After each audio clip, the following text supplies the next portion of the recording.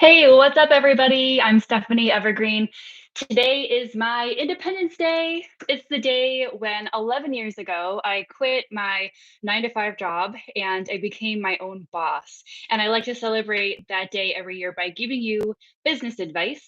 So here we are on YouTube Live answering your questions. Now, you're probably going to want to take notes today because I'm telling you right now that sometimes you hear advice that you're just not ready for yet. And that's probably going to happen to you today. So I suggest writing down the questions and answers that we go through and then refer back to it because maybe in 6 months you are going to be ready. So I'm going to tell you a little bit about how I got here, and then we're going to get into your questions. So feel free to type your questions into the chat anytime, and I will just circle back to those. Okay. So back in, oh my gosh, so long ago, like 2009, I was working at the university in research nearby, and we were doing research projects full time. And it was very, very beginning of data visualization, like when it was just having like whispers of becoming a field. And that's what I do now full time. But I knew this was going to be a thing. I'd read Presentation Zen by Gar Reynolds. Great book. And he included a little bit in there about charts. Some of it's kind of outdated now, but it was good advice at the time. And a friend of mine had also given me one of Edward Tufte's books. And between those two things, I was like, okay, mind blown. This is going to be my new thing. And the timing was perfect because I also needed a dissertation topic. So I thought I shall study this. And as I was writing my dissertation, I went to my field's annual conference and I gave a talk there on how data nerds need to start paying attention to how we present our data. And oh my gosh, that was such a popular session. Like the room was so full. I had people sitting on the floor, like I couldn't walk without crawling over people. It was so popular. So I knew right then and there this was going to be the thing I wanted to do. And I went back after that conference and talked to my boss to say, look, I think this is going to become a thing, and I'd like to be able to dedicate some of my time to it because I could really nurture this. It could become something important for us as an institution. And my boss was so short-sighted. He said no. He said he thought data visualization was just going to be some passing fad, and he did not want any of us putting any of our time or energy into this. And that's the moment I knew I had to quit my job because something I cared about so much, I was being actively told I couldn't pursue. So within a few weeks, I was already kind of starting to build a little baby website. I was waiting for my LLC paperwork to come back, and I was putting in my 2 weeks notice, and I haven't looked back. Since that time, I've published books. I make 10 times my boss's salary now, something I like to think about on days when I'm having kind of like a rough moment. I'll go back and think about that. So I've come so far. And what I'm really proud of is that I built this on myself. Like I bootstrapped my business. So if you're not familiar with that lingo, it means that I paid my own way to get here. My parents did not gift me $1 million in seed money. I don't have any angel investors. I built this thing from the ground up. And that's a point of pride for sure. My family grew up working class. So to be able to be here now is something I'm super proud of. And I like to share that advice. So I have a mentoring program I run for several years now where a group of mentees works with me for a year and I teach them how to launch their own business. And it's been so wonderful to see what they do and how they grow. They triple their income. They get choosier about who they work with, and they make business decisions from a place of this like confident ownership, and that is such a magical place to be. So August 31st is the day where I give that advice to anybody who wants it. That's why we're here today. Next year I'm actually thinking I might put this all into an online course. I'm still kind of teetering about this decision because I actually already have a focus. Running my own data viz business is my focus, but I feel like the systems and methods that I developed here that make this work so well and that make it work for my mentees is something I'd love to be able to offer to people on a wider scale. So I'm thinking about rolling this out into an online business, still playing around with the idea. But listen, if you registered for this YouTube live, you're going to be on that VIP early notification list. I'm not going to like harass you with emails or anything, but I will tell you when that course is going to roll out, and I'll give you some like previews of course content. You can give me feedback on it. You'll get a discount if you do decide to enroll. If you like magically found your way here through some other method and didn't register for it, that's cool too. But you'll want to look at in the description for the link down there. That will be how you can get on that VIP list. Okay, so like I said, I get questions all the time. I went back to previous August 31st, Ask Me Anything sessions and pulled some of those questions and looked at the ones my mentees commonly ask. So I thought I would start out with some of the more common things that tend to come up for everybody. Like newbies all kind of have the same questions. And I actually think I already see one in the chat. Yes. So Ryan, that was the first question that I was going to head to anyway. Ryan's in the chat going, how'd you find clients before you were recognized in the data community? Look, I was getting clients before there was a data community. Like we didn't have a thing back then. So I love this question because you don't have to be well known to find clients, but it's usually a question people ask too soon. People are worried about how to find the first client. I think because what they're really worried about is income security. That's normal. Everybody is worried about income security. But the question of how do I find clients isn't really the first question to be asking if you're worried about income security. What you really need to be thinking about is who do I want to work with? Who are my ideal clients? What do I want my focus to be? What do I want my brand to be? How am I going to position myself in the field? Like those are the smart questions to be thinking through now, because once you get that stuff sorted out, once you know like what your brand is going to look like, what your positioning is going to be, what social platforms you're going to be on, the clients just come, right? So it's really about getting that homework done first. I'm loving these questions. Okay, let me keep going. Andra asked, did you get your PhD degree before you quit your job? They kind of happened at the same time. So I'll be honest, when I was at the university working, I was getting my PhD at the same time, and it was free to do so. Tuition is a benefit of being an employee at the university. So I timed things well so that I would be done with tuition about the same time I was done with work, right? Just like taking full advantage of that benefit. I don't think you need to have a PhD to work for yourself by any means. And if I didn't have a PhD, I think I would still be pretty successful. I don't know that that was critical. So if you're considering whether you should go get it first or launch your business, I don't think you necessarily have to wait. Lisa, in your business, what's the ratio between doing data viz or consulting versus teaching classes? What a good question. Okay, so when I first started, I would say the bulk of my time was in doing data viz. Like people would hire me to do the design work for them that they didn't know how to do themselves. So, and I mean, I did workshops a little bit at that time too. So I'd say it was like a 75% design, 25% workshops. And then over time, that has completely crisscrossed. In fact, these days, I've made a recent decision, like I really don't want to do design work anymore. I've gotten to the point in my career where I end up basically giving a little mini workshop when I do design. Like I'm not at the place where I can handle people saying things like, I don't like that color of green. Like that just, I can't do it anymore. So that, and that's a sign of growth when in your business, when you decide, I'm going to set that thing aside that I don't find joy from anymore, that just leaves you more space to grow other areas of your business. So, yeah. So I think the more that you do like the work, the more you build the systems and frameworks that allow you to teach it then to other people. So I think that's how my work went from being so much design to so much workshop. You're building the systems. That was a good question. Okay, Aiden, you had an aha moment and the timing was great. What if your business is starting out of necessity due to unemployment, being built just on something you know how to do really well? What's the best advice?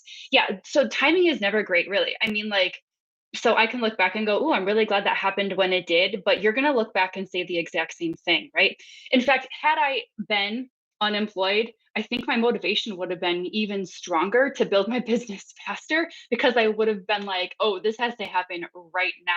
So let that urgency be a motivator for you to get out there and make it happen even faster, right? So people tend to think that it takes a lot. And I don't want to underestimate that. It does take a lot, but it's like we make psychological mountains out of things that aren't that big, right? Like the toughest part of the mentoring program tends to be the time when it's time to make your website or to relaunch your website or whatever. Website time tends to be where people are like, they lose some of their steam because they think, oh, this is some giant thing I don't know how to do. But there are websites now like Squarespace that make it so easy to knock your website out in like a weekend. I mean, so it doesn't actually take you as much time and effort as it might seem like it does before you get started. Once you get to the other side, you're going to be like, "Whew, okay, that was a piece of cake. Move on to the next thing." So I hope that helps. I see you've got other questions in here too, so I'll get to those. All right, cool. Chelsea, hey Chelsea. All right. I just filed my LLC paperwork on Monday. Chelsea, I'm so happy for you. Yay. Okay. And I'm wondering about branding. When do you think is a good time to work with a professional on logo and website design? Okay, so you need to get a couple things in place before you start working on logo and website because the designer is going to ask you questions about your business that you need to be able to answer. Okay, so your designer is going to ask you about your focus. What parts of your personality do you want your business to also carry? What kind of clientele do you want? Because like, okay, let's say you're going to run a shoe shop. I know you're not, but let's say you are. Okay, your branding could look like Payless, nothing wrong with that, or it could look like Fluvog shoes, right? Or it could look like Doc Martens or anything in between. So your designer is not going to have any idea what to do for you for a logo or for your website until you know the details about your position. Where do you want to be in the field? Do you want to be super expensive? Do you want to be the Neiman Marcus or do you want to be the Walmart? Nothing wrong with either. It's just that you need to make those decisions so that your designer knows how to reflect those decisions in your logo and in your website. You're also going to want to get some materials together, like they're going to ask you for copy. Your designer is never going to write out all the words for you. So you're going to have to know what you want to say about your services, which means you need to know what services you're going to offer and who you want to offer them to so that you can write those words for your website in a way that's going to resonate with your audience. You're going to want to have an about page, about me, kind of written up. You'll want photos for sure. So think about those things. And it's always best if you can get some social proof. Social proof means that somebody who visits your website can tell that you are good because other people are there giving testimonials about it. So sometimes that just means like a person's picture in a circle, a quote that is something that says how great Chelsea is. Sometimes that can look like case studies. Sometimes for people who do more creative arts, it's a portfolio of work that you have sold. So you'll want to have some evidence that you're good that you can also add to the site. So collect some of these things now, and some of that's just decision-making thought work that you have to do. And then you're going to be ready to contact a designer. Love those questions. Oliver, the attitude of your boss, this is just a fad, is unfortunately very common, or variations thereof, for sure. The good old, we've always done it that way. It has always worked. How do you convince them otherwise? Well, here's my question. Why are you trying to convince them? Like, why are you trying to push a boulder up a hill for people who don't want it? Why not just go do it yourself under your own name, get paid more for people who respect you and who want to work with you, you know? So I don't know that it's worth wasting your energy trying to convince people.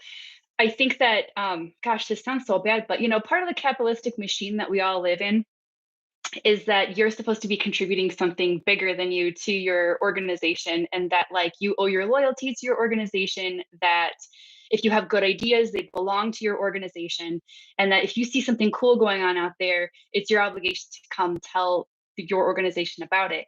I don't know that that's true. I don't think I don't think our companies love us the same way that they expect us to be loyal to them. And I think a lot of us saw that in terms of how the past 18 months has gone, right? During the pandemic. So I don't know. Don't waste your breath. Just start doing your own thing. That would be my take on it. I don't want to miss any questions here. Christiana, how far are you from the actual job of data viz today? Are you closer to management tasks? Are you still spending time placing elements of a chart? Oh yeah, I do it all day, every day. And I think that you should. I mean, so even though I said I don't really do design work anymore for people, when I do workshops, Design is always a part of it. I'm always taking my clients' stuff and remaking their work and showing them how it could look better in this workshop. So I'm doing design all the time. And I actually think you should, because that's how you stay grounded in your client's reality. That's how you continue to relate to them. If you didn't do the work anymore, I think, especially after, like, say, 5 years, when there are new things going on, you're not in touch with them anymore. So I think you need to keep your feet in the water just a little, so that you can stay relevant and you can stay empathetic with your clients. That said, everybody who runs their own business has to do those management tests where you work on your business and not just in your business. And my recommendation for that is always about 20% of your time. 20% of your time you should be spending, like, 1 day a week, you should be spending working on your business. And it doesn't mean you have to do it every Friday. It could mean that you do it, for a couple hours every day instead of doing it all in 1 day. But you'll always need to be chasing invoices, doing your marketing, getting new clients, thinking about what you want your next steps to be, like all of that management stuff. And I talk about this a lot with, the people in my life who run their own business but have no time. Like, for example, a friend of mine is a hairdresser and she's so good at cutting hair. Her schedule is booked solid, and it's booked so solid that she goes years without really thinking about her marketing or her strategy, or does she even want to be doing this anymore, because all of her time is eaten up in cutting hair. So you have to carve out some of your time that is unbillable, that is for you to work on your business. You get return on that investment because the business decisions you make in that 20% of your time will ultimately get you more income for the other 80%. Cool. I see questions being retracted, so you must have gotten those answered already. Great. Okay. So, Sherry, I've done this a long time and I love it. Yes, I know you have. Good. But workload can go up and down. Yeah. How do you keep your pipeline full? What's your sales to client process? What a good question. Okay. So, I hate to sound too, like, what was that movie with Alec Baldwin where he was like super businessy? I don't remember, but it's something like always be selling. And it is a little true here. You're kind of always marketing. Like, the best time to put your feelers out for new business is when you're busy. You don't want to wait until a project is at its tail end before you start telling people, hey, I could take on a few more clients, because you know that that client onboarding process can take a while, especially if you do consulting work. Sometimes there's relationship building that goes on. Sometimes, even when I have a client who emails me and they say, I want a workshop, no questions asked, I just need the contract, it'll still take weeks to get that contract in place because paperwork. So you don't want to have that lag time where you're waiting for new business to come in. So that's why you want to market when you're busy. And then you use that 20% of your time to do things like get the paperwork in place and get those contracts out for those new prospects, so that you don't have a big gap in your schedule. I think that can be the hardest part. But another piece of that is also making sure that you've done a good job managing your own income, so that if you do have a really full month, you don't just like go, oh my gosh, I'm sitting on such a stack of cash, I'm going to go buy a Birkin bag. Like, that would be a really bad choice. When you work for yourself and potentially you're going to have a dry month. So you might want to hold on to that change for a little bit later, right? So, what's the sales to client process? So, my folks come to me through lots of different avenues, but the marketing that I always have going on is going to be my social, my newsletter, my blog, and word of mouth. I don't do any like paid ads or anything like that.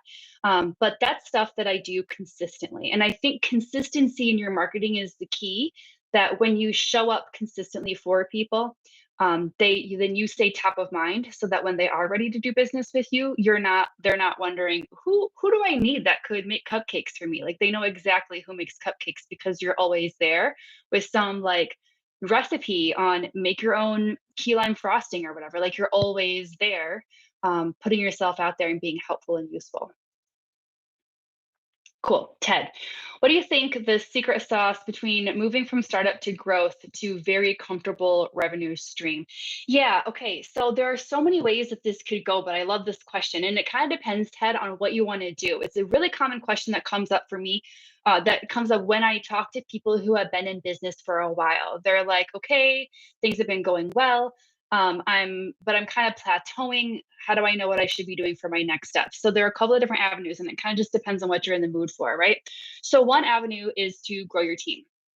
So one way that you can vastly elevate your income is to take on a lot more clients. And to do that, you're going to need a team. And of course, your team does not get paid as much as you would charge the client for their time. So you end up making income off of your team. You get more clients, and that's one way that you could grow. If you want to go that route, like I'm not the kind of person who wants to have a big team like that, so I would not make that choice. But one way you could do it is to grow a team.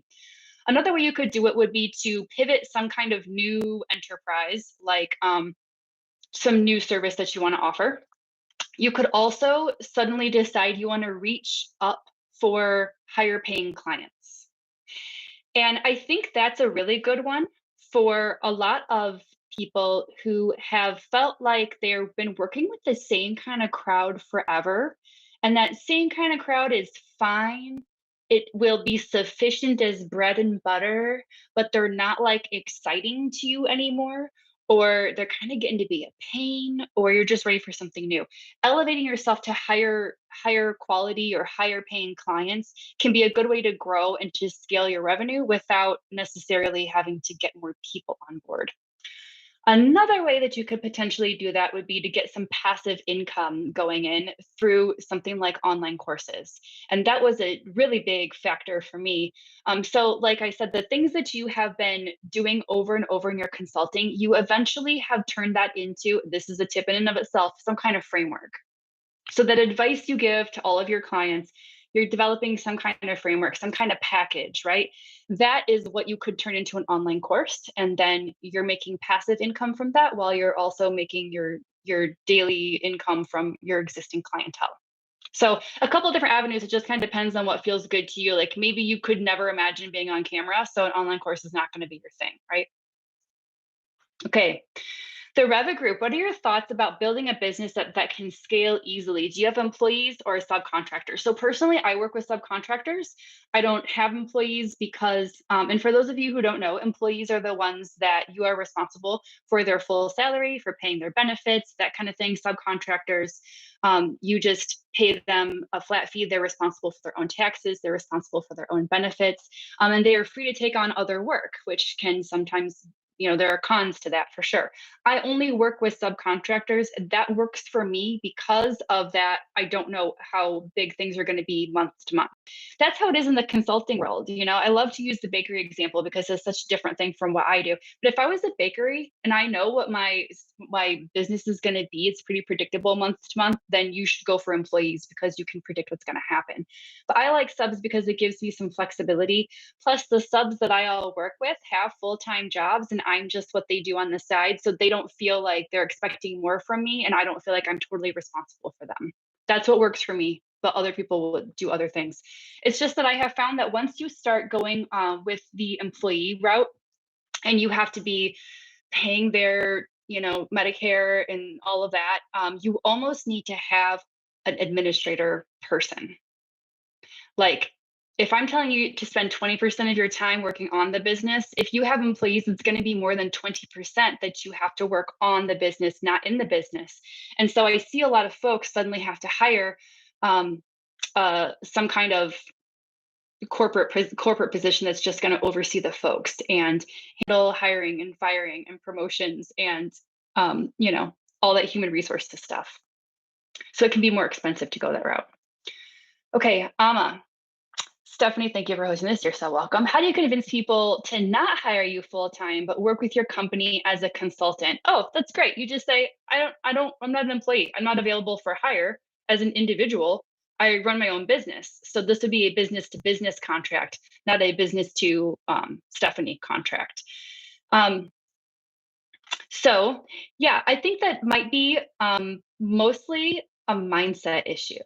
I see this happen in some of my mentees too, where they've been subcontracting for other people and they're ready to go out on their own, but they don't know how to get started. And so my first recommendation is always to negotiate that subcontract, and so that it no longer says that it's you, the person, but it's business to business. So you file that LLC paperwork, like get yourself legit, get a little baby website going so that it looks legit. And then when somebody says like, hey, I'd love to hire you for my company, you go, good, here's my card.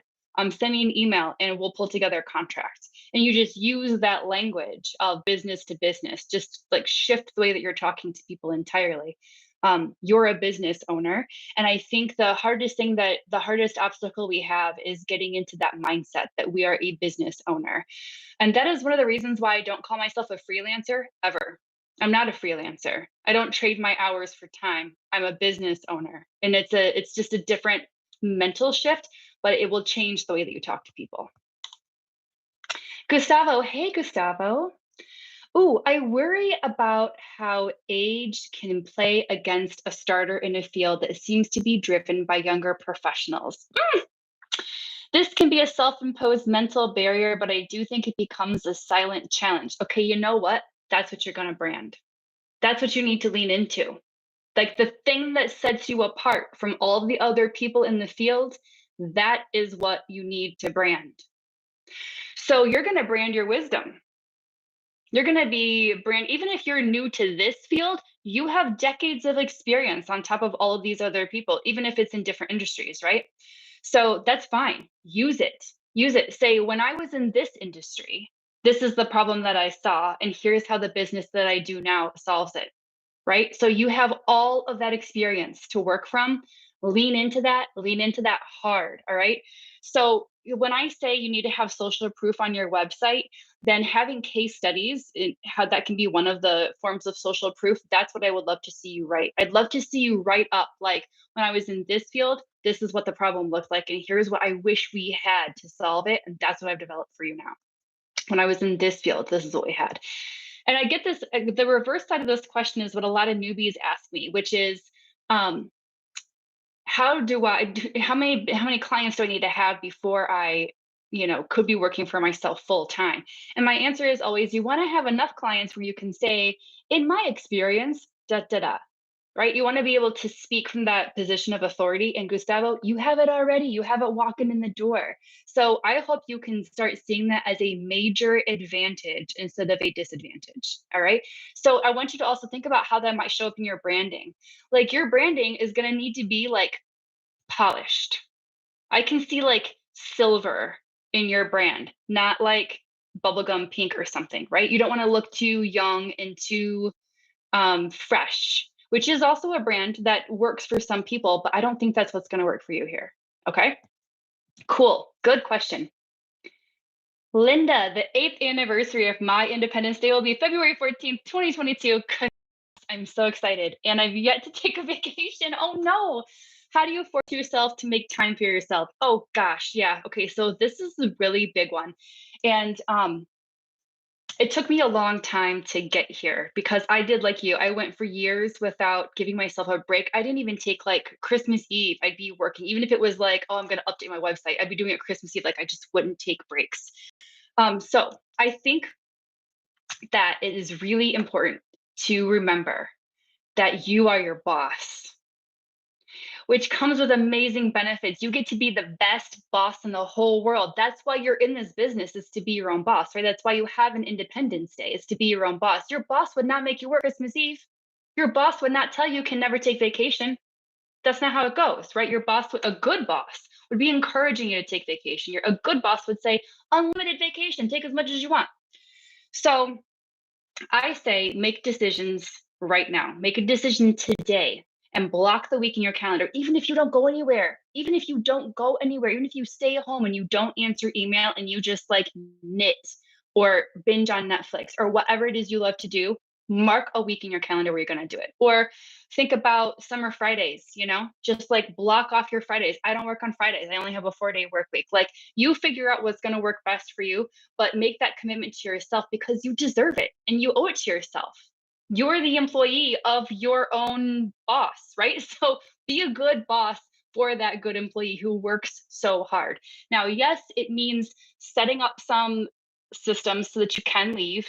And yes, it will mean having to catch up a little bit when you get back, but it's going to be worth it. And I'm telling you that because I've taken 2 weeks of vacation in the last 3 months, and I had to do that prep work and I had to do that catch up work on the other end, but it is so worth it. You're not going to get that time back with my family if I don't take that vacation right now. Like, it's not coming again, right? So you have to do these things now. And then you're going to put on an out of office reply so that people know not to expect to hear back from you. And then you're going to rest assured that everyone knows you will not be replying until you return so that you don't have to look at your email while you're gone. All right. I'm pulling for you, Linda. You can do this. Okay. Sonia, hey, it sounds like you started at a point when data viz was not yet something that clients knew A, they needed, and B, could hire a consultant for. So, how did you nudge people from that point to hiring you? Yes, I love this question. It's like, how do you convince people that they need a thing when they don't know they need it yet? Good. So, I think this is where we can tell stories. I think this is where stories come into play, where we say to people, there is a need you're not even aware of. There's a problem you're not even aware that you have. But I'm telling you right now, you have it. It looks like this. It's a 3D pie chart. Like that's the stuff that I was doing. And then I was saying, but it could look like this and it could be so much better. And tell those stories, right? So it could even be well, it could be stories that you have to write from your own experiences. And then it also could be stories you can point to that are happening elsewhere in the world. So if you don't have all of the examples at your fingertips yet, but you can sort of see it in an adjacent industry or maybe something that somebody else in your industry has done, point to those as more examples too. And then you're going to put that stuff on your website. You're going to tell those stories in social media, and you're going to convince people that there is a problem and you know how to solve it. Good question. Sarah, do you ever work or collaborate with close friends in your business? Nope. Nope. Nope. Sarah's second part of the question is, if so, can you share how this has gone, challenges, benefits, etc.? I don't. And you can probably see why, right? I think you already know a little bit about it, and that's why you asked me this question. I personally don't, because I think things get hard. I've been in this business for a long time, 11 years. I've been working in this business. And my marriage didn't last that long, you know? Like it's really hard for relationships to grow in the same way on the same page for that long. Of course, people do it, so it's not that you can't. It's just that I personally don't. I find that collaborating with close people, with close friends, often means that they want me to end up doing some free work for them, or we end up doing so much chit chat, I don't get any work done. And that just does not work for me. So I have pretty firm boundaries. I actually have close friends who are like, hey, can I hire you to do this project? And it's always like, it takes 10 times longer than my other clients do. And they want extra stuff and they're texting me about it at 10 o'clock on a Friday. And like the boundaries aren't there, right? So I don't do it. If you do decide to collaborate with other people, and it doesn't even have to be a close friend, just with anybody, you want to be really, really crystal clear about the terms of the engagement. So you're going to want to put stuff in writing that says, like, who owns what? Who's allowed to use something we developed together on their own later? Or are we allowed to do this on our own later? If we co develop this chocolate cupcake recipe, am I allowed to use it for my kid's birthday party? Are you allowed to use it and go start your own cupcake business? Like that's the kind of stuff you want to make sure everybody is crystal clear on before you get started, or you're going to find yourself in a shit show. There you go. So don't do that. Lena, how do you establish yourself as a speaker or teacher? Did you start with a bunch of conference presentations? So that's kind of the natural way that it started for me. I did some conference presentations, and then immediately people in the audience wanted me to come do that same presentation with them back at their office. So I think conference presentations can be a good platform for people. It's just that this is the secret right here. You don't go to the conference like you want to go to your client's conference. You follow me here? So like I don't go to DataViz conferences because the people who go to those are other DataViz folks and they're not my clients, they're my competitors. That's the last place that I want to go if I'm trying to get new business. I want to go to where my clients are. I want to go to their conferences, their trade shows, and I want to be a speaker there. Does that make sense? So once you do just a couple of those, and sometimes that means you're paying your own way, you're paying your own conference registration to go to that. Once you do a couple of those, you'll start getting lots of business. I see some messages retracted. So if you see that your message was retracted and you didn't do that, just type it in again. Okay, I'll catch up. Aaliyah, I'd love to hear your thoughts about balancing all the parts of your life while running your own business. Yes. So I really like strong work-life boundaries. I don't have notifications on my phone for anything that has to do with work. Like, I don't want to hear about it. I don't want to know about it. I have set hours that I show up. And sometimes, don't get me wrong, like sometimes I have to show up for work at 5 o'clock in the morning and I have to stay at work until 10 o'clock at night because it's just a really busy day. But I try really hard to separate these two things out entirely so that one doesn't really have to feed into the other. When I was on vacation, I did choose like one morning to sit down and answer emails while everybody else was doing something I didn't want to do anyway, because it brought me more peace of mind, made me feel better, it made my load a little lighter when I got back. But for the most part, I try to make life stuff, and business stuff. It can be hard to do that, especially if you're working from home, if your home office is in your home where everybody else is too. So I recommend actually establishing a physical office space. It's not easy to do this kind of work from the couch when your kids are there and your partner is watching Netflix at the same time. Like, you need to have your own private space that is your dedicated office space that nobody else is going to be going into, even if it's a closet that you can repurpose, or a corner of your bedroom that nobody else is going to touch that corner. And then, when you walk into that space, you're going to work. And when you leave that space, you're leaving work. Okay, much of my work now is providing direct services like research or writing to clients, which feels inherently unscalable. Okay, how do you think about developing streams of work that are scalable? Okay, so if you're doing stuff like research or writing, it is entirely possible that you could hire people to do that work for you, or to help you with that work, or to do parts of that work that you don't really like. Entirely possible. For example, never again in my life am I doing a literature review. I hate them. I never want to do another one as long as I live. So if I was required to provide a literature review for a client, I would farm that work out to somebody else. And I would charge my client on top of, more than what I am paying that person to do, so that it becomes scalable in that way, right? So you can always farm out some of the work. You are not, it sounds so bad to say this, but you're not so good that you are the only one who can do that work. And it took me a long time to learn that. You can indeed farm out some pieces, at least, to other people. Now, you will always put your personal touch on it before you turn it over to the client. But I think that's a really easy way for you to scale, especially if you're doing research and writing.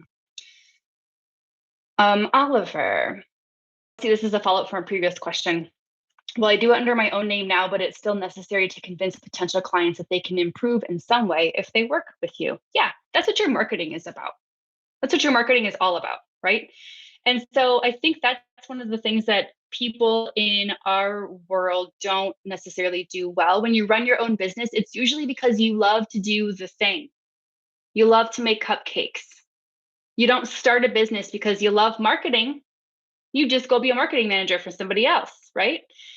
But when you love cupcakes enough, you have to find a way to talk about them, how great they are, how much you love them, what joy they bring people. That's the piece. So let me see if I can address this from one other way. Okay, and I'm going to continue to use the cupcake metaphor. So I think what a lot of people do is they talk about the features of their bakery. We sell 4 kinds of cupcakes and we are open from 9 to 9, except Sundays. Okay, well, that's not exactly thrilling, right? What you want to be telling people is not the features of what you do, but the benefits of what they get. So if we're talking about cupcakes, it's going to be like the reward for that marathon you ran, or that celebration at the end of the first day of school. You feel me? You're selling the benefits of the cupcakes. You're not selling the cupcakes. So I think a lot of people focus on the features and they don't focus on the benefits. You'll find too that the more you focus on the benefits, the more you can charge. So that's a way to scale. Just raise your prices. Just raise your prices.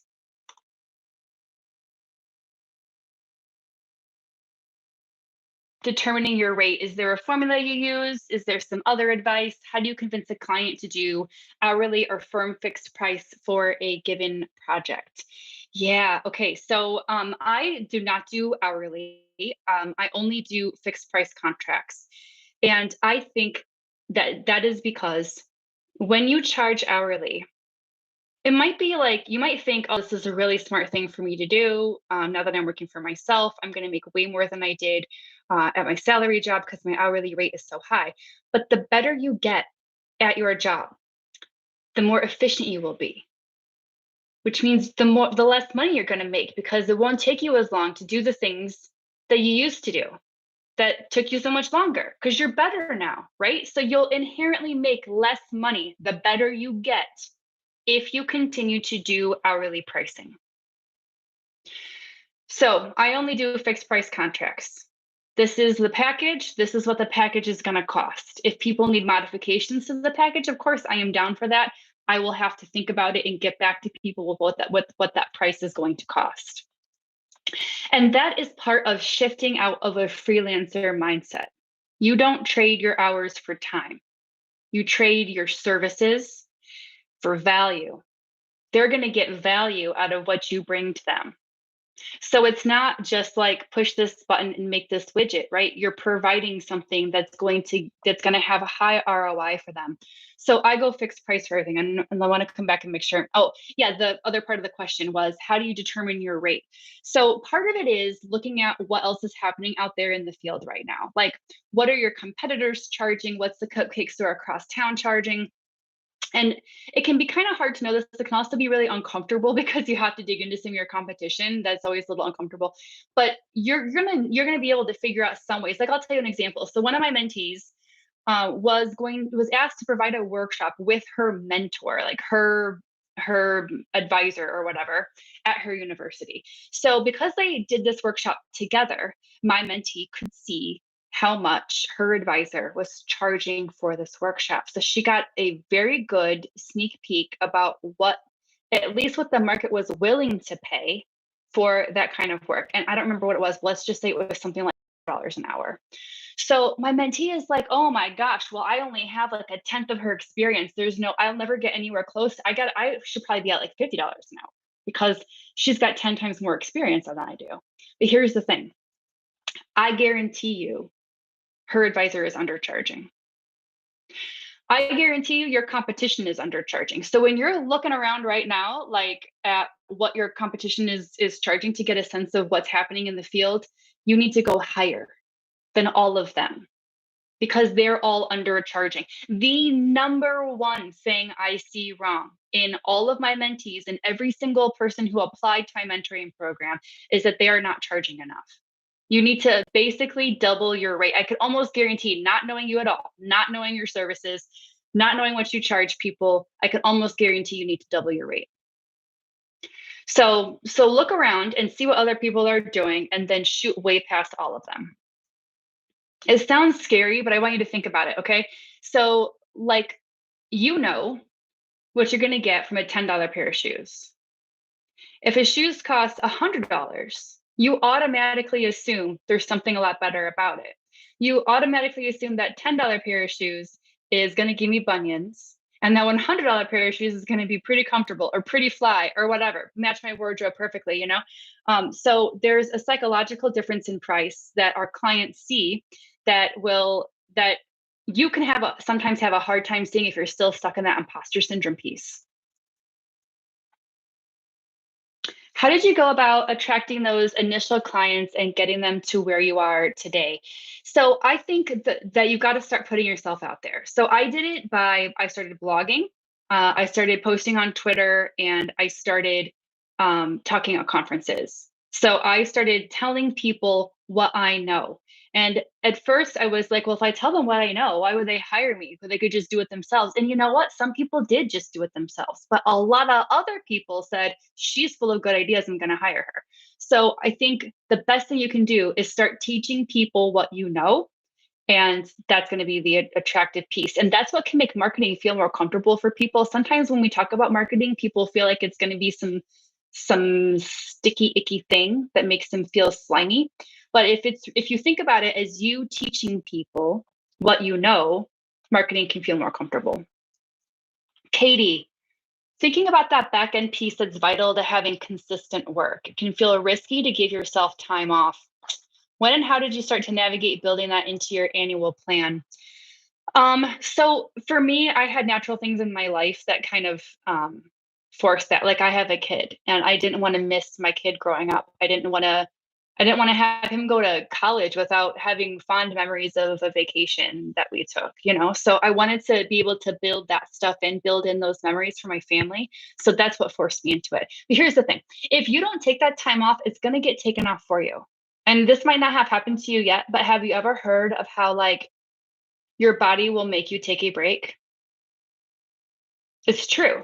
If you work yourself too hard and you stress yourself out too much, you're going to get sick and your body's going to make you take a vacation. Now, it would be much better and more pleasurable if you took that vacation at the beach versus, with a thermometer under your tongue and your sinuses all congested. So you might as well think of it that way. Like it's like taking sick time. It's like it's like health time. Does that help? Okay. I know it's hard, but you've got to convince yourself, like literally just block the time off in your calendar. Oh, Seven, hello. It's so good to see you here. What is or are the most common mistakes you would consider that newcomers might make? Um, I think the most common thing newcomers do, first of all, they undercharge. It's that imposter syndrome. So again, double your rates. And they don't know what they really want. A lot of newcomers think, well, I mean, I serve everybody. Who do you make cupcakes for? Well, everybody. Everybody who wants a cupcake can have a cupcake. And that's the mistake because it's incredibly hard, in fact, impossible to have everybody be in your audience. For example, I tell this all the time, but would you serve a cupcake to a Nazi? I wouldn't. And you know what? That makes it really easy to suddenly see, no, wait, my audience is not everybody. My audience is going to start to become a smaller and smaller group. And it's easier to market to a smaller and smaller group. If you want to only make rainbow cupcakes for fourth grade birthday parties, it is so freaking easy to market that because you have one very specific audience in mind. You have a very specific thing for that very specific audience, and it is so much easier to market. When we think our audience is everyone, it's like too big. You don't know where to go. You don't know how to get your arms around it. But the more specific you can be about who you serve and what you provide that serves them, the easier everything becomes in your business. Julia, what teaching platform do you use for your online course offering? So we made our own. We built it from scratch, entirely from the inside. And I have an IT guy who is probably the subcontractor I pay the most to develop that stuff and maintain it for me. I don't use other people's teaching platforms because I want to continue to own the things I have created and I want the money too. When you use one of those like pre-built online platforms to hold your content, it can be easy in some ways because they have some of the infrastructure already built for you, but they're going to take a cut from every single person that enrolls in your business. And I would rather have that money in my pocket. So we made our own. Julie, what have been your favorite sources of subcontractors, especially when you were new at bringing on other people to work with? So I would start asking around word of mouth. And word of mouth is not just how you get good subcontractors, it's probably your best marketing tool as well, that word of mouth. So think about that and look around, ask around. But I'll tell you that I have heard about but not used a program called Great Assistant.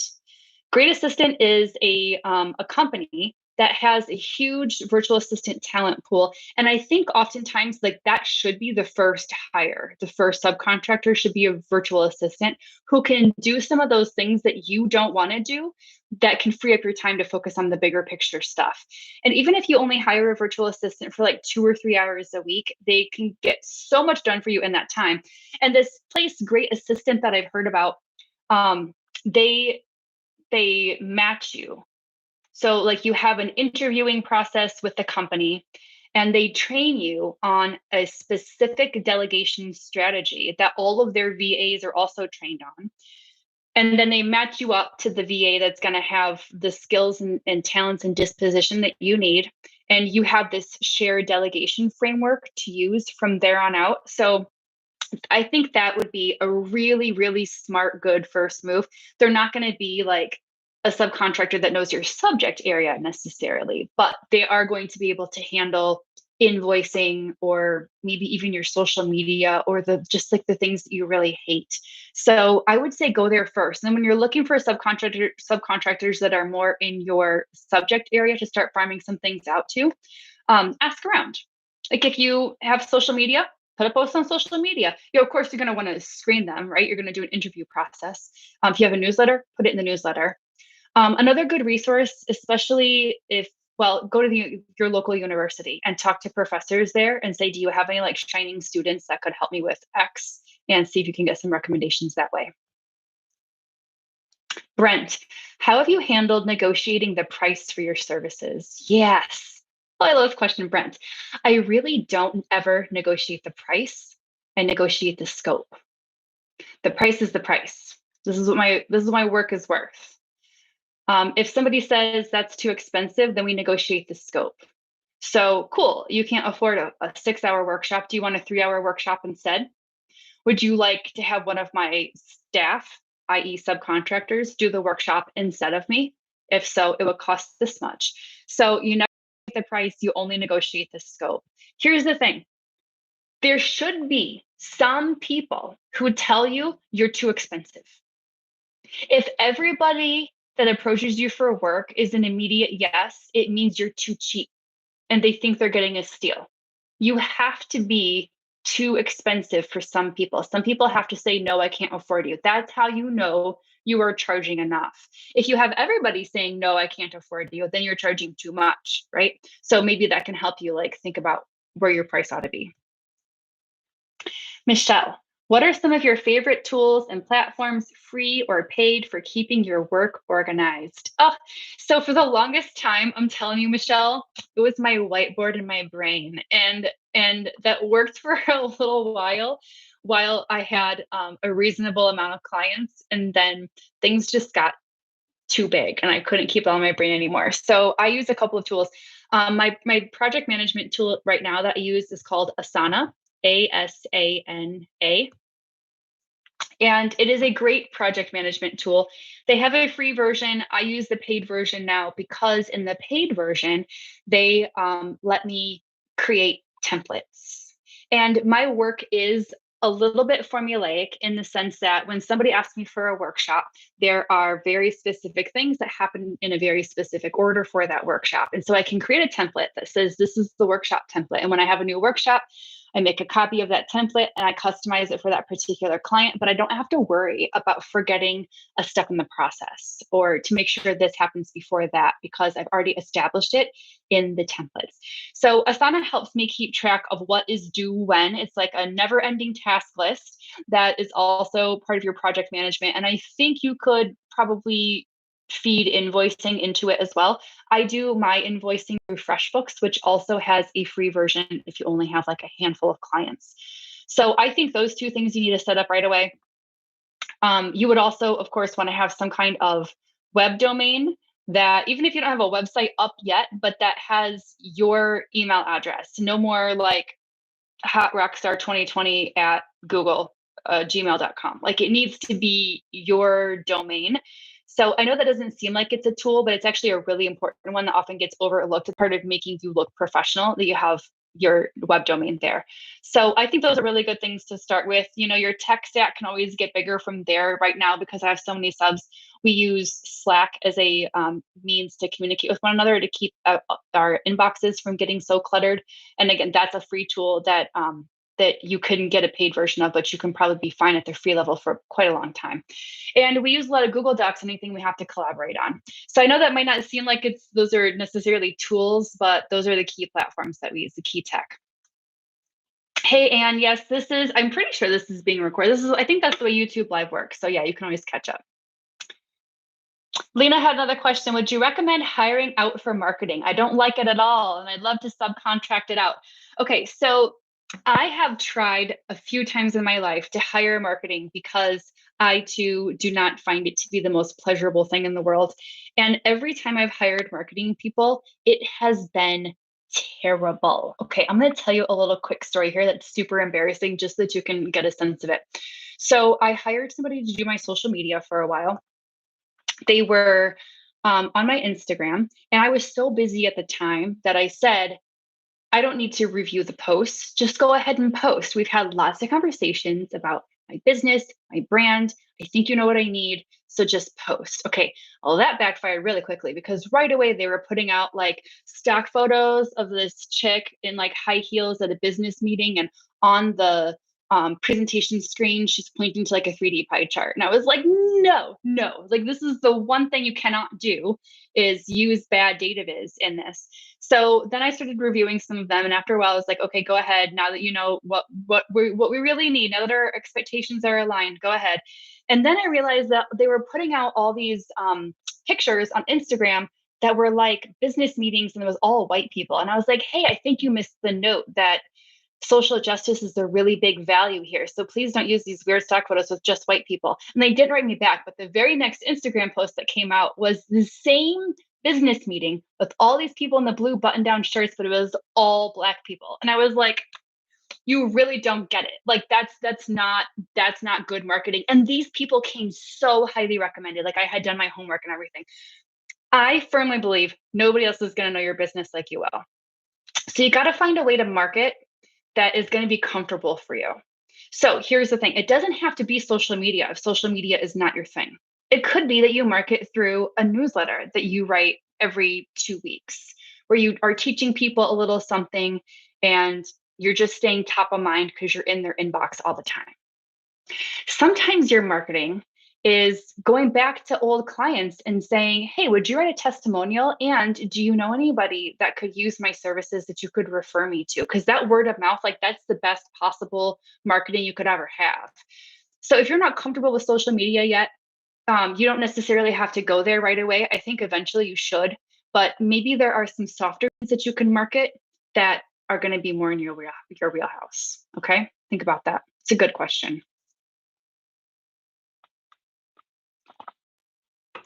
Heidi, for a fixed price project that spans many months, do you invoice monthly or at the end of the project? Do you encourage any clients to keep you on retainer? Good. Okay, so we got a couple of different questions in here. For fixed price projects that span monthly, I usually invoice 50% at the beginning and 50% at the end. So that 50% at the beginning is to cover, my expenses and my income for quite some time. So I always recommend collecting some kind of deposit.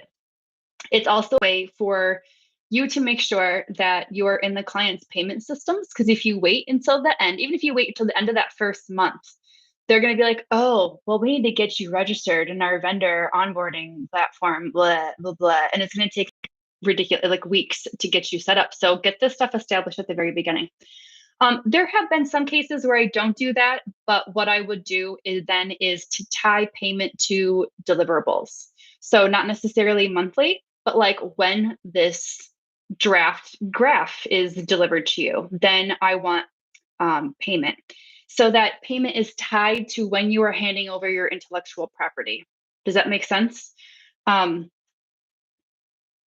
there was something else I was going to say about that, and then it just left me. Oh, yeah. Make sure that this is what is specified in the contract, that you're going to get payment upon the receipt of that deliverable, not upon the acceptance of that deliverable, because people will take that word acceptance and go, well, we don't like where this is at right now, so we're not going to pay you. You have invested your time and energy into that. So you get paid when you deliver a deliverable, or 50% upfront. Okay, COVID factors aside, how does where you are today compare to what you had expected when you first started out? What are some of the major pivots that you made in business strategy and what drove them? So, when I first got started, I met with an accountant to just make sure I knew what I was going to be doing with my taxes and stuff. And he said, taxes are going to be pretty easy until you surpass $100,000. Once you start making six figures, then things will have to change a little bit. And I laughed so hard at him. I was like, $100,000. Yeah, right, buddy. Right. Okay. And then within 2 years, I had a $100,000 month Okay. It happens so fast, so fast. So I did not believe I was going to be here. And I think most people starting out don't believe that they're going to be here. But I think if you follow the advice that I'm giving, it happens so quickly before you're even prepared for it. What are some of the major pivots that you made in the business strategy? I think for me, pivoting to online courses was really important. And one of the reasons that I did it was because I couldn't do my workshops. Like I had so many people who wanted to learn from me, but I just couldn't get to them all. I only have so many calendar days available, right? So when I switched to offering online courses, that was huge because that was a major form of passive income. Also, I was insisting on doing it by myself for a really long time. Once I started to get some subs, then I could then my business was able to grow and I was bringing in so much more income. I could start being choosy about who we work with and what kind of projects we wanted to take on. And I think so those two things are pretty critical. And I want to go back because I missed one of Heidi's questions. Do you encourage any clients to keep you on retainer? I do not. I have some clients that like to keep me on retainer, but I have learned for me, it doesn't work because they are almost able to treat you like an employee because you already signed up. You're already on the retainer. You already got a contract that says you're going to do this work. So when they say they'll email at like 3 o'clock on a Friday and say Monday by 8, I need to have this done. Well, you can't talk to me like that. And no, like I'm not going to do that. But when you're on retainers, I think that there's this expectation that you will. So I don't like it when people just drop work into my lap. I have too much going on to handle that. So I don't do retainers, but it could be something that you want to try out when you're getting started, especially if you think it's going to be some steady income. Sonia, how do you encourage word of mouth referrals without seeming weird or pushy or manipulative? Okay, that's in your head. That's just a mindset thing. You are scared. You feel like you're being weird. You feel like you're being manipulative. You're not. This is the kind of stuff that happens all the time. Okay, think about the last time you bought a washing machine. You probably asked around, right? You asked your friends, what do you have a good washer? Do you love your washing machine? And you got some recommendations. That's how the world works. So that's just you telling your past clients. And so just check in, just be light, be cash, right? Just be like, hey, I was just thinking about you. And maybe like shoot them an article you saw that's super relevant to them. And then say, by the way, I've got a couple of spots open in my business in the coming year and I loved working with you so much. Do you know anybody who's like you that I could also work with? Okay. And if they say no or they don't write you back, no big deal. But I don't think you have to be weird about it, right? I mean, people want to have those kinds of referrals. Lori said, I'm offering a new program in my business. I know social proof really helps the sales process. Yes. But since this endeavor is brand new, I'm wondering if I can offer aspects as what you can do instead of that. Okay. As a substitute for that. Sure. Okay. So you might not have very much that you can talk about right now, but what about if you what if you got some beta testers? So I don't really like suggesting that we do work for free, but like when I was developing my online course, I wanted to make sure it worked, like all the technology works. So I had some beta testers who I think I asked 10. I said you can have access to all the course content. Just tell me how it works. Give me some feedback on it. And at the end, I'm going to ask you to write a little blurb that I can use. So sometimes that's the trade that you give something away for free. If you have like this big service package that you're doing, you maybe would just want to do a little snippet of it for free to some people so that they can, in exchange, give you some feedback about it. So try that out. And if you have no social proof whatsoever on your website, that's not necessarily a deal breaker. Just make sure you get some. Like build into your system a point where you collect a testimonial from your current clients so that you are sure you've always got some testimonial coming in through your systems, right? So it could be like an email that goes out to your client after 3 months of using the service where you're asking them for that testimonial. But just make sure you're building something into the system so that you can get them and then add them to the website as soon as you have them. Katie said, my solopreneur community, oh, that's cute, talks a lot about how to build in contributions to social justice in our workflow. And we go back and forth on a sliding scale versus charging either full or free. What do you suggest? Yeah, so that's a really important thing for me here too. And so with the Academy, we provide a discount for people who are under recognized in areas of like tech or leadership, which means that really only white men pay the full price for the Academy. Anybody else would end up qualifying for one of those discounts. So that's why I always say to shoot your price up really high, because then you can give those discounts as much as you want to the people that you want to support, right? So when I'm telling you to double your price, doesn't mean everybody is necessarily going to pay that higher price. Gustavo is back. Any thoughts you could share on working internationally? I love to figure out a way to do work in my home region in South America in the new future. I love that idea. Wouldn't that be so good? I think these days that's just ever more possible. People are so used to doing stuff from home. I think it's totally fine. So I think, I mean, if you want your clientele to continue to be in the United States while you're working in South America, cool. Just keep your marketing here. Use the social platforms that are really popular here. If you want to start shifting your audience, then I would say use some of the same strategies that we have been talking about here. Like, why don't you go to a conference there? Like for me, I'm interested in getting involved in the European scene a little bit more. So I had prepared and got a paper accepted at a European conference in 2019. That conference was canceled. So I'm looking forward to getting back to it at some point. But I'm going to use those same strategies where I'm going to go over there and start talking to those potential clients and teaching them the things that they need to know. And then hopefully they want to have me do that work. So yeah, so start there. I think that there's never been a better time to do all of your work online.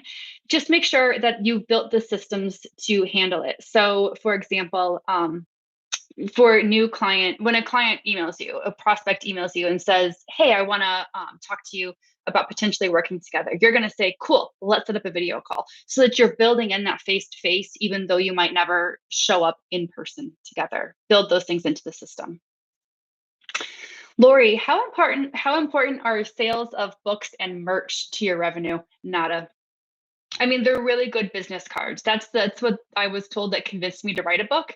And I mean, I make enough that it's like nice, but in comparison to the other income revenue streams I have, nowhere close. So that's why I think some people self-published a book, because it doesn't always matter who your publisher was. It's more that you have a book and that you use that as like a sales tool, you know? Cool. Good. Are there more questions in here? I know we went a little over. It was really long. You have so many good questions. Care to give a plug for that year-long mentorship for starting entrepreneurs? Oh, okay. So you're going to see, thank you for mentioning it, because I was going to tell you a little bit about it at the end here. So mine as well.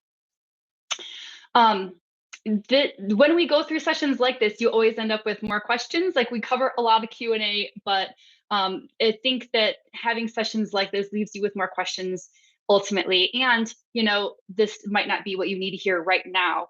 And maybe you need to hear it in 6 months from now. So that's why I'm developing that online course. It's not going to be the same like mentoring group that I've had in the past, but I'm thinking I'm going to be developing all this stuff in an online course. And you're going to see a link in the description to this video.